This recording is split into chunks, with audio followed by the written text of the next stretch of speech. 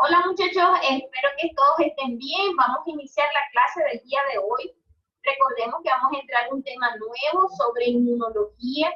Es una parte fundamental para estudiar la defensa de nuestro organismo contra cualquier microorganismo que se nos pueda penetrar en nuestro cuerpo o dañarnos. Espero que me estén escuchando todos. Si no me escuchan, por favor, me avisan para ya ponernos a la clase. A ver, Gabriel, que se está conectando, ¿me escucha bien?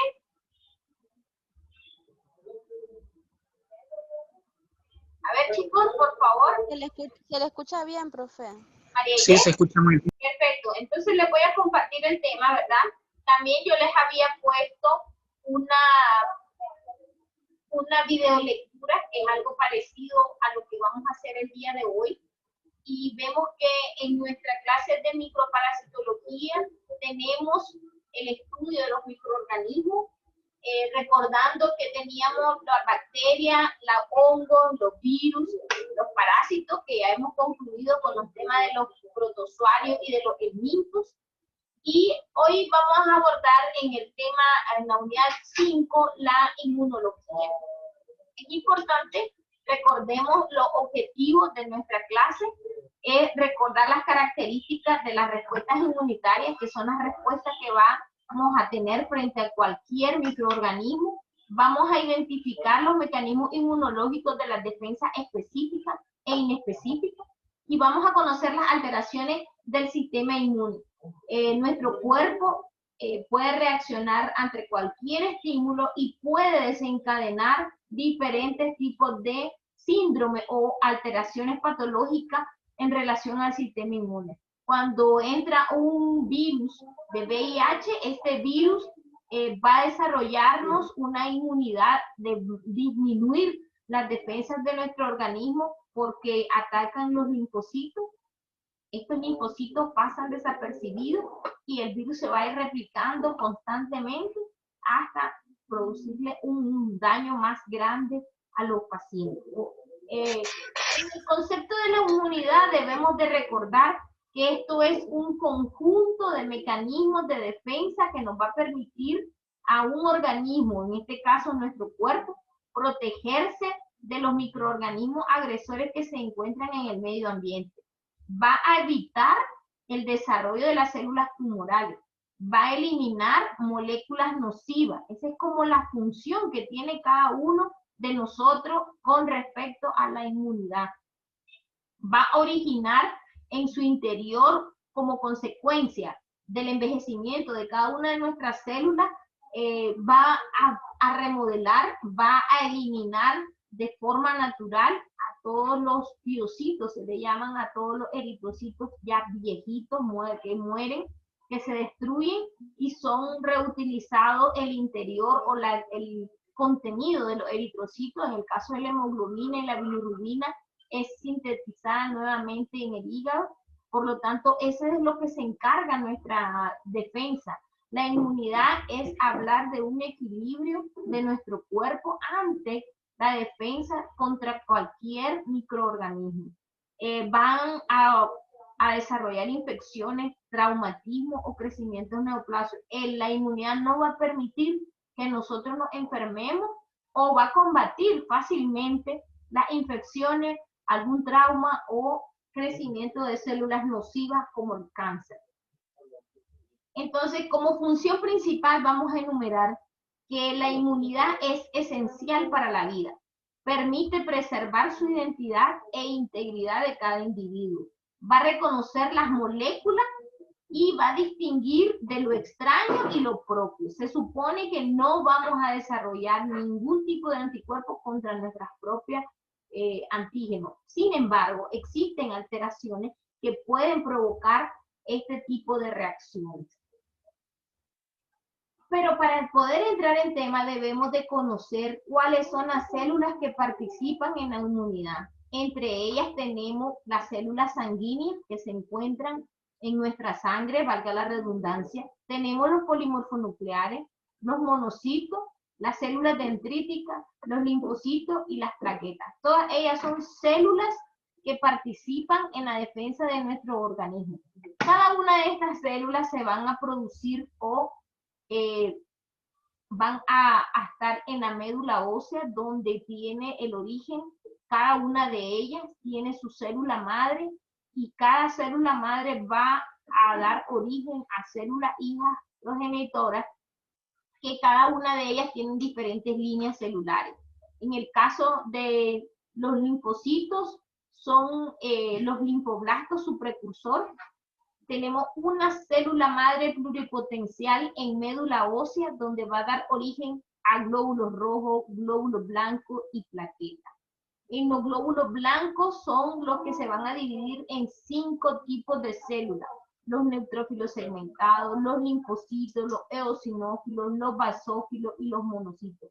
Y por ende ellos se pueden clasificar en granulocitos y agranulocitos, o polimorfonucleares, que tienen un núcleo multiplicado o dividido, y un mononuclear, que va a ser un solo núcleo, como los linfocitos y los monocitos. Ahora vamos a hablar de cada una de estas células, como que son las principales que participan en la inmunidad.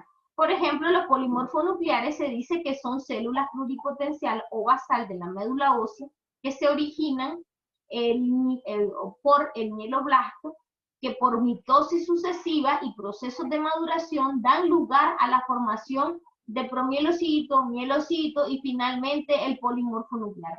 Cuando yo hablo de mielocitos, de promielocitos, son las fases que pasan desde la célula madre o pluripotencial hasta llegar a los glóbulos blancos llamados neutrófilos segmentados en sangre. Existen 3 tipos de polimorfonucleares: los neutrófilos, los eosinófilos y los basófilos. Cada uno de ellos están dispuestos a funciones específicas. Los neutrófilos a atacar la bacteria, los eosinófilos a atacar parásitos, y los basófilos van a reaccionar o van a aumentarse en reacciones alérgicas. Los monocitos y macrófagos son células blancas también, ¿verdad? Son mononucleares porque tienen un solo núcleo. Las células pluripotenciales que se originan, que están en la médula ósea, dan origen al monoblasto, que da lugar a la formación de monocitos. Este entra en la circulación y al pasar de los vasos sanguíneos a los tejidos, se puede transformar en macrófago. Esto quiere decir que el monocito que circula en sangre, o la célula que circula en sangre, se va a llamar monocito. Y si este monocito sale de los vasos sanguíneos y atraviesa la pared la pared de los vasos sanguíneos y llega hasta los tejidos, para defensa del microorganismo, ellas se van a quedar atrapadas en los tejidos y a ellas se les va a llamar macrófagos. También dan orígenes a otras células del sistema reticuloendotelial, como las células fagocitarias y los histocitos, que estas son células que se encuentran en el hígado y también llamadas células Cooper. Y también tenemos, ¿verdad?, que pueden tener origen a otras células como los osteoblastos. Esto quiere decir que si los monocitos pasan a la parte del hueso, van a ir produciendo osteoblastos. Los macrófagos pueden producir una serie de moléculas que participan en el proceso de inflamación. Ellos, en su interior, tienen partículas que van a provocar la inflamación de un tejido. Varios de estos factores del sistema de complemento, ¿verdad?, también pueden estar presentes en los macrófagos. Las células dendríticas también se originan en la médula ósea. Van a circular en la sangre y van a colonizar los órganos linfóides, o los que participan en la producción o maduración de los linfocitos. También podemos encontrar células dendríticas en la epidermis, y donde se llaman, en la epidermis se van a llamar células de Langerhans. En circulación se llaman células dendríticas y en la epidermis se van a llamar células de Langerhans. Son responsables de presentar a los antígenos a los linfocitos. Quiere decir que estas células dendríticas son las encargadas de avisarle a los linfocitos que tienen presencia de un virus o del antígeno. Entonces son presentadoras de antígeno, así se les llama.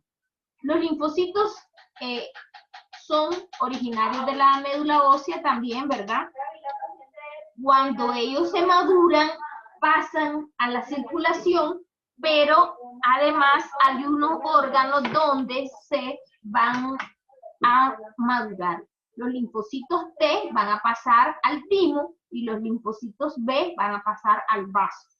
En circulación, y ellos circulan no solo en los vasos sanguíneos, sino también en los conductos linfáticos. Estas células tienen la mayor categoría o el orden jerárquico es de mayor que le corresponde a ellas. También tenemos que conocer algunos otros conceptos importantes cuando hablemos de inmunidad. Por ejemplo, debemos de saber qué cosa es un antígeno y qué cosa es un anticuerpo. El antígeno va a ser toda molécula aislada o presente como un microorganismo, ya sea un hongo, una bacteria, un virus, un parásito, todos ellos van a actuar como antígenos, capaces de inducir una respuesta inmunitaria. Sabemos que cuando nos contagiamos de un virus, reaccionamos y podemos tener una respuesta inmune como un estornudo, como la secreción de moco o cualquier otra sustancia que sirva para eliminar el antígeno.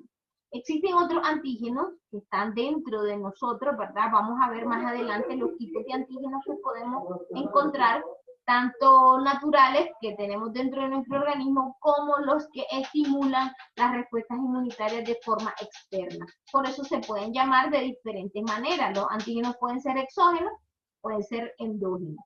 Y los anticuerpos va a ser una proteína también llamada inmunoglobulina, producida por las células plasmáticas y capaces de reaccionar con un antígeno correspondiente. El organismo produce anticuerpos distintos para cada uno de los agresores o cada uno de los microorganismos, por lo cual las reacciones antígeno-anticuerpo son específicas.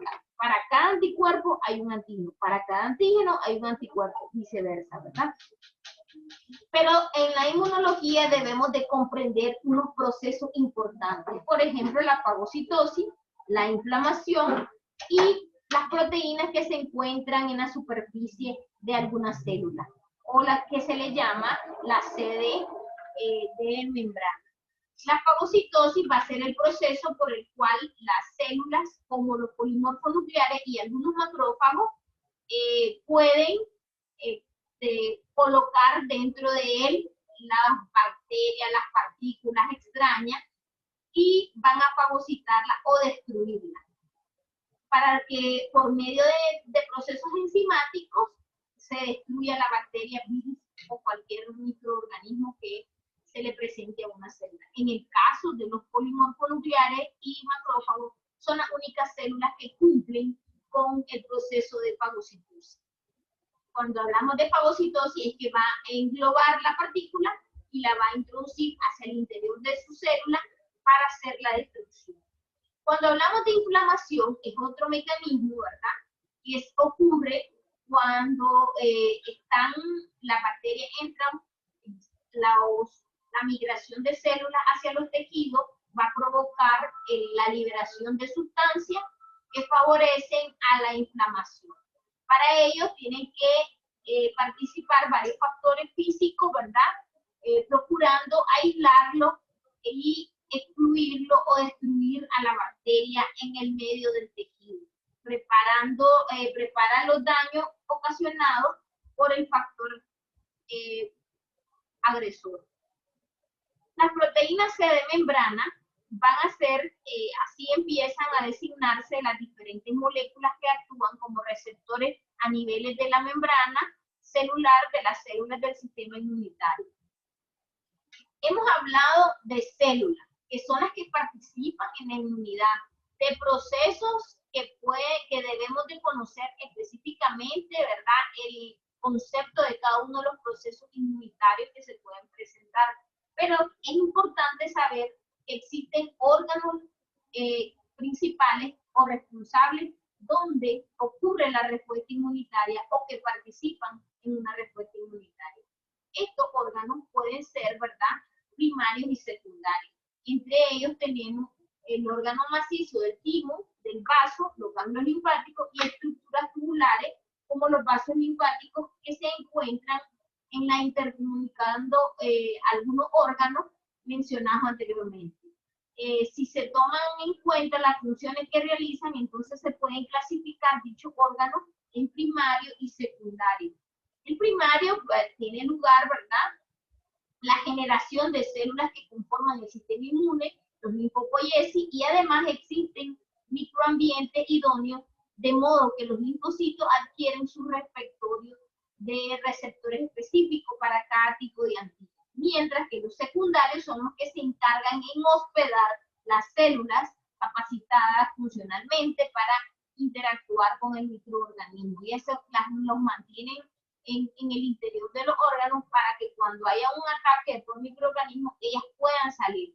Mientras tanto, ellos se van a encontrar en este tipo de órganos hospedándose y luego, ¿verdad?, van a interactuar con dichos agentes extraños y el organismo tratar de eliminarlos.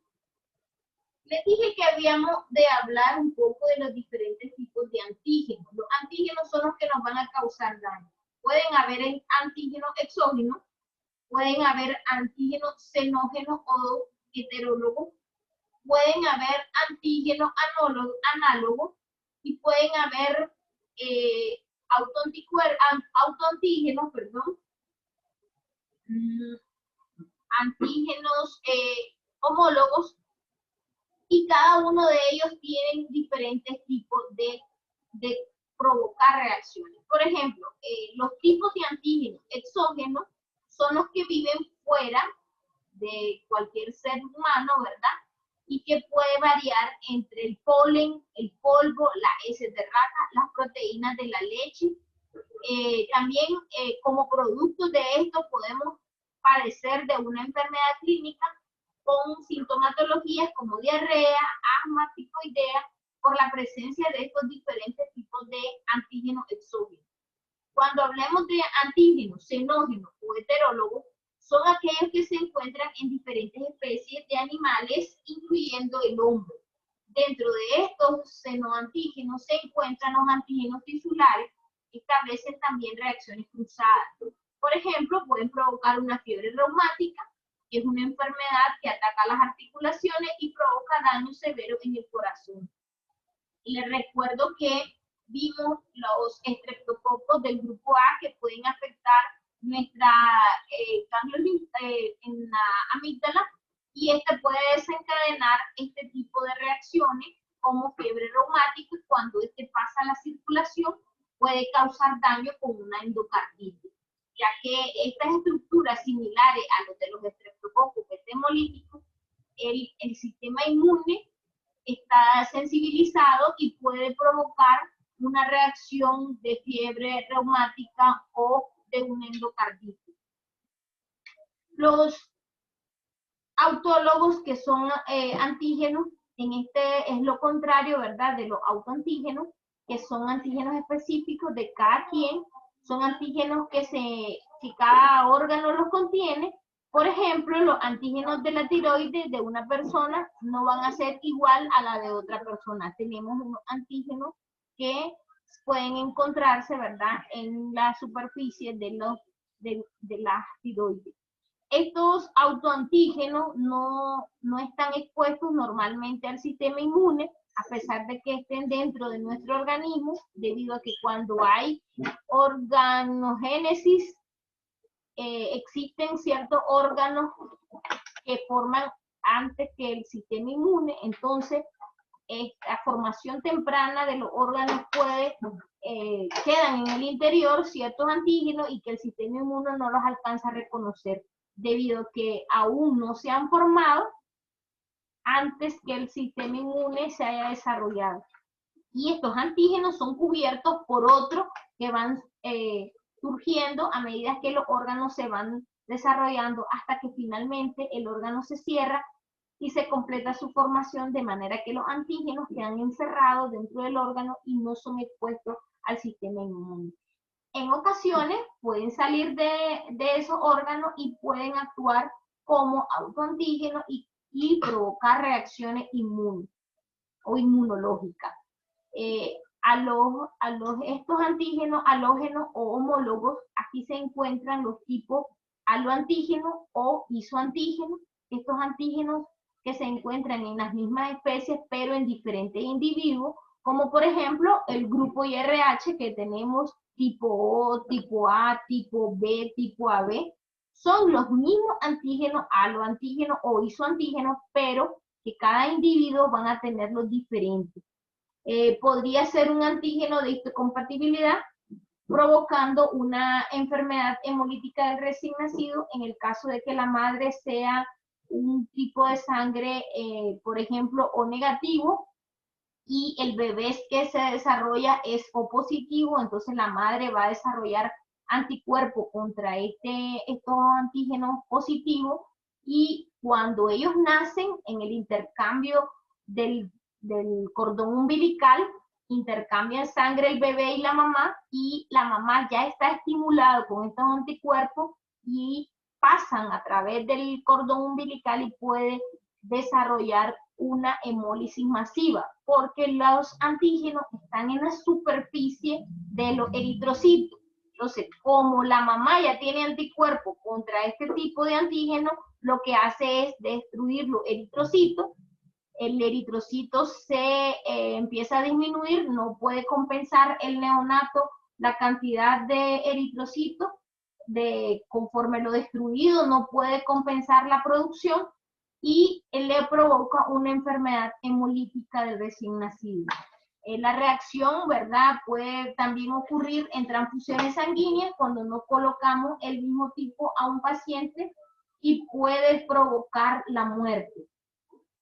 La inmunidad también puede responder ante un trasplante, ¿verdad? Por eso sabemos que cuando van a hacer un trasplante de órgano tienen que tener histocompatibilidad. Si no, no se puede transfundir o bien trasplantar un órgano. En el caso de las transfusiones, ¿verdad? Tiene que ser el mismo tipo, porque si no se le coloca el mismo tipo, entonces se va a haber una destrucción masiva de eritrocitos y puede provocar la muerte al paciente. Los tipos de inmunidad, ya habíamos hablado que los tipos de inmunidad pueden ser naturales o pueden ser de forma inducida o artificial. Entre las naturales tenemos dos tipos, una innata y otra adquirida. Entre la inducida artificialmente son las que comúnmente conocemos hoy en día como la vacuna y los sueroterapias. Los mecanismos de defensa de los huéspedes tenemos que desarrollan barreras naturales, mecanismos inmunitarios no específicos, mecanismos específicos de la inmunidad.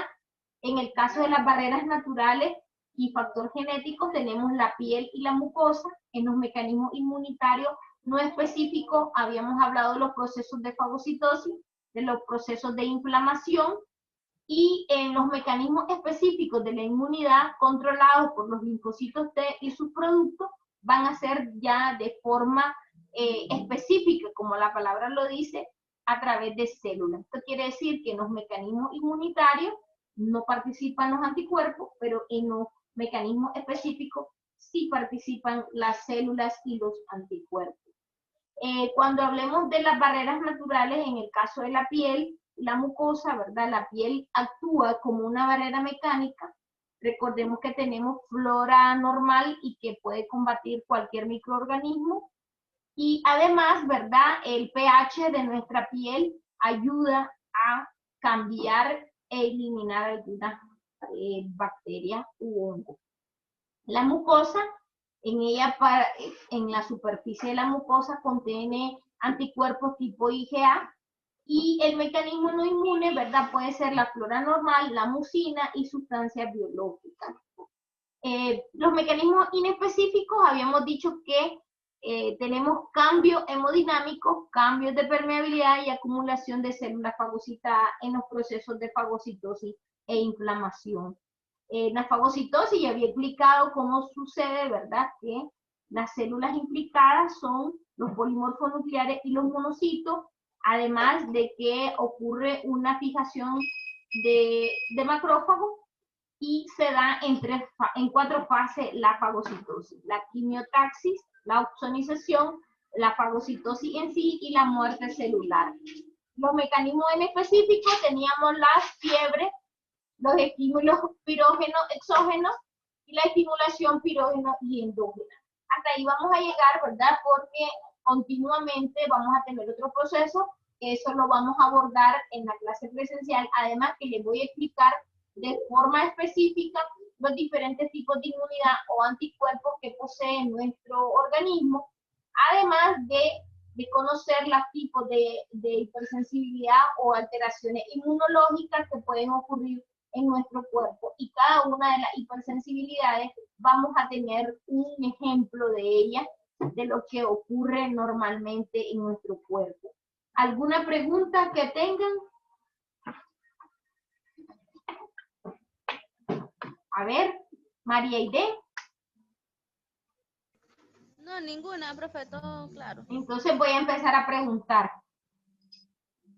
¿Cuáles son las células que participan? Por lo menos mencióneme 2 células que participan en la inmunidad. Alison.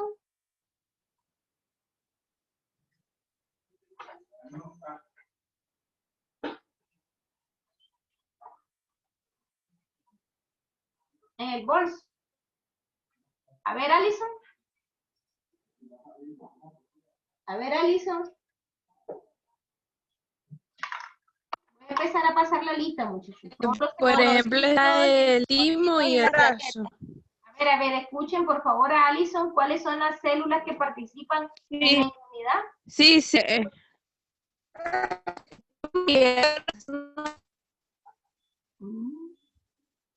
A ver, Luis Mejía, por favor. Células que participan en la inmunidad.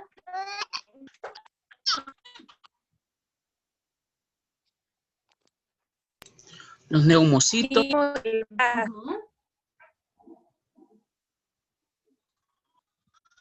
A ver. Los basofilos.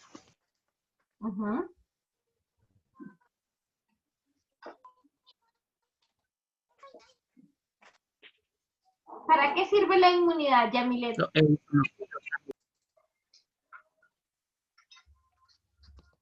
Yamilet. Bueno, profe, como explicaba usted, sirve para poder protegernos de los microagresores que se encuentran en el medio ambiente y evitar el desarrollo de las células. Perfecto. A ver, Valeria, ¿dónde se forman las células inmunitarias?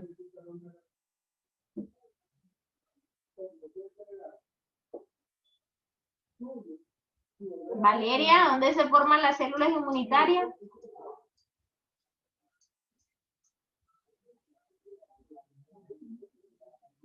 A ver, Gabriel.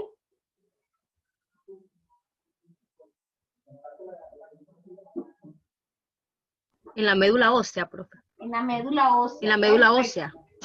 Perfecto. ¿Y cómo se llaman los monocitos cuando salen de circulación y se van a los tejidos? Adquieren otro nombre. ¿Cuál es ese nombre? A ver, Wisnelia.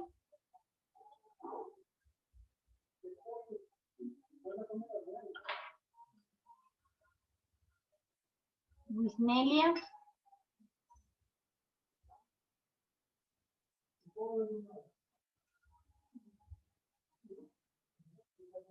Macrófago, profe. Macrófago, perfecto. Y ellos van a ser, van a participar en el proceso de fagocitosis. ¿Qué cosa es la fagocitosis, Valeria?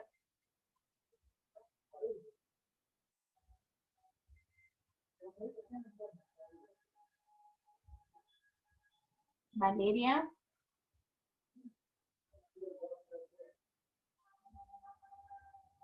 Marisela.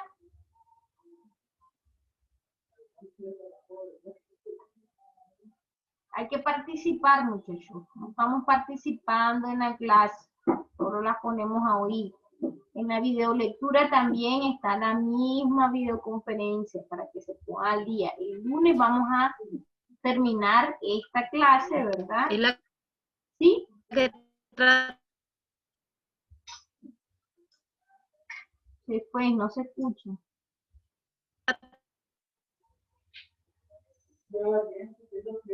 Bueno, parece que no están muy bien con el internet. No sé si me escucharon bien. Pero igual la voy a colocar en plataforma, ¿verdad? La videoconferencia para que la miren, la repasen. Siempre pregunto alguna de las preguntas que voy a hacer en los sistemáticos. Entonces, nos vemos el día viernes de la semana que viene. El jueves vamos a hacer una pequeña prueba de este tema, ¿verdad? Hasta donde hemos abordado sobre la inmunidad, los tipos de inmunidad. Recordemos cuál es la función importante de la inmunidad y conocer específicamente cada una de las células que participan en este proceso. Entonces, nos vemos para el día viernes en la UCN a la 1 de la tarde y el día jueves van a hacer la evaluación. ¿Alguna pregunta, muchachos? Vamos a finalizar. Listo.